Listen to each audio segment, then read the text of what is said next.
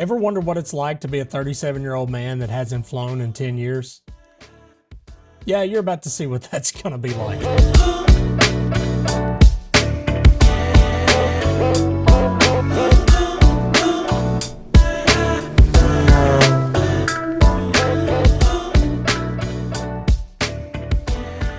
So I'm 37 years old. I'm a pastor, and I haven't touched the controls of an airplane in 10 years. And today I'm finding out if flying is really like riding a bike or if I'm about to embarrass myself. So why did I stop flying? Well, life happened. Ministry, family, business, you know how it goes. But recently I've been building a video production company called Altitude Imaging, and I realized something. I'm making aviation content without actually flying. It's like being a food critic who doesn't eat, and I've always had a passion for it. So I just knew that I had to make this not only the niche for my business, but I had to make this something that I could share with everyone else. And it's something I enjoy doing and I'm passionate about. Sorry about that. All right, so you're going to take that starter and you're going to push it in. You're going to give it 5-10 seconds. So here I am at the airport about to take my biennial flight review with my instructor. Now, for those of you who don't know, if you don't fly for more than 2 years, you have to prove to an instructor that you won't hurt yourself or anyone else.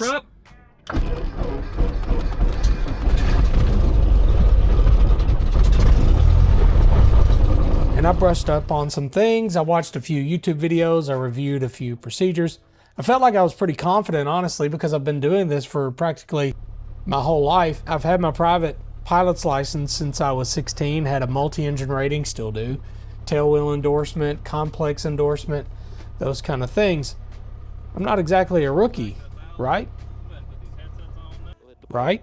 672 Foxtrot Charlie. 672 Foxtrot Charlie. Search traffic, November 672 Foxtrot Charlie's taking runway 1 for departure out to the west. Cersei. Okay, not that bad, but honestly, if you could hear my heart, it sounded way worse. Heels to the floor. A little bit of that right deflection because of the wind. And our airspeed gauges are in the green. Coming up on rotation.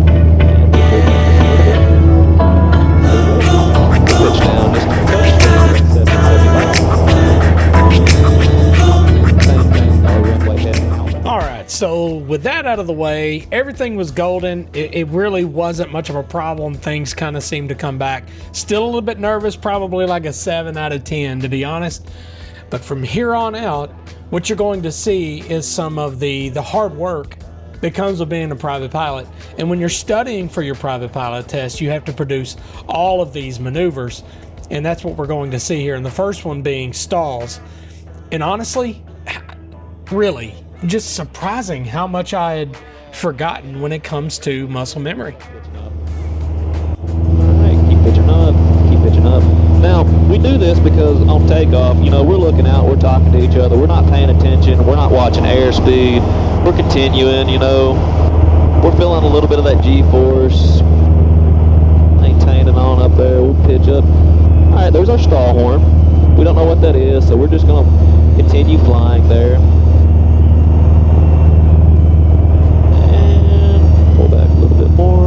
Oh, there's the brake. Very good. Pitch down just a little bit. Level off. And pull back. Alright. Picked up airspeed.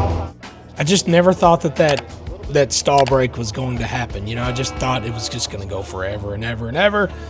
Super rusty. But then the next one that came along was probably one of the hardest of all for me, even as I was studying for my private pilot's license, and that is steep turns. But here in a second, you're going to see how you'll know definitively that you've done well. We hit our own wake. So you did that turn extremely well. So from that point on, it was just some other procedures that were necessary. Not nearly as difficult as those two things, steep turns and slow flight turns, because they're so critical and that can make a pass or fail. But now it's on to the next gauntlet. Crossover at 55 to 60.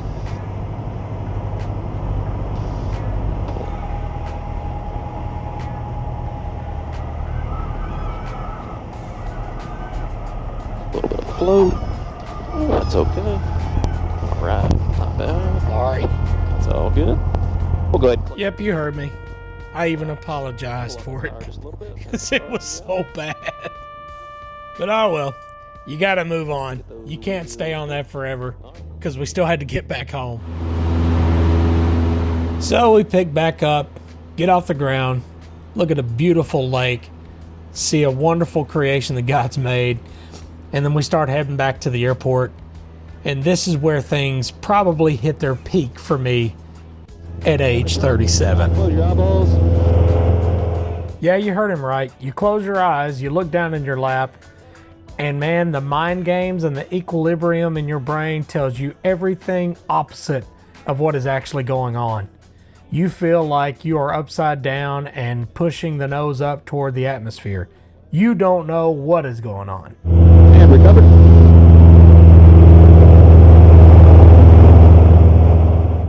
I'll just be telling you the truth. My first reaction to that is, well, I got the plane recovered, but I don't know if I did. How'd that feel?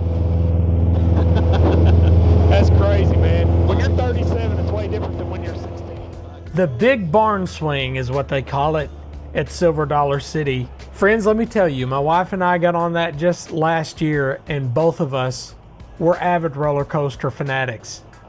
And we've lost our edge. I mean, it's like Top Gun. We had to turn in our wings. We don't have it anymore. And recover. Close those eyeballs. Don't get nauseous on me. This is the last Yeah, one. I felt like throwing up. Needless to say, everything went without a hitch. We made it back home safely.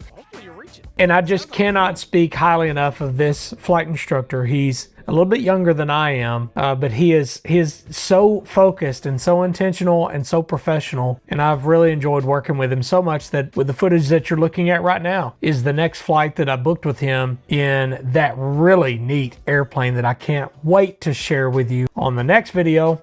So stay tuned for that. Big shout out to the sponsor of these two videos altogether, Flying Sea Aviation in Searcy, Arkansas.